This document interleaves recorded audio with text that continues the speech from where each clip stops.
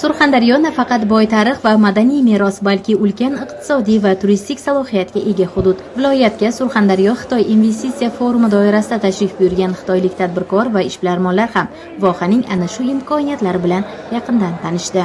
Mehmonlar O'rta Osiyoda yagona bo'lgan Termiz xalqaro arxeologiya muzeyida bo'lib, hududning geografik joylashuvi, chegaradosh davlatlari, turizm va iqtisodiy salohiyat haqida ma'lumotlarga ega bo'ldi. Shuningdek, muzey ekspozitsiyalaridan o'rin olgan noyob arxeologik topilmalar, ularning tarixi va Surxondaryo zaminida shakllangan qadimiy sivilizatsiyalar haqida atroflicha ma'lumotlar berildi. Surxondaryoga ilk marotaba tashrif buyuryapman. Bu yerdagi tarixiy va qadimiy maskanlar, ayniqsa Termiz xalqaro arxeologiya muzeyida saqlanayotgan noyob eksponatlar bizda katta taassurot qoldirdi.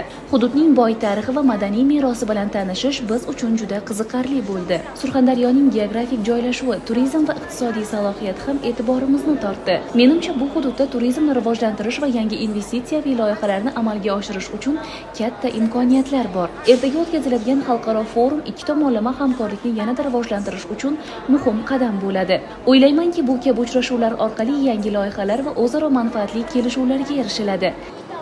Tashrif davomida xitoylik mehmonlar vohaning nafaqat investitsiyaviy, balki ulkan madaniy, tarixiy va turistik salohiyatiga ham guvoh bo'lishmoqda.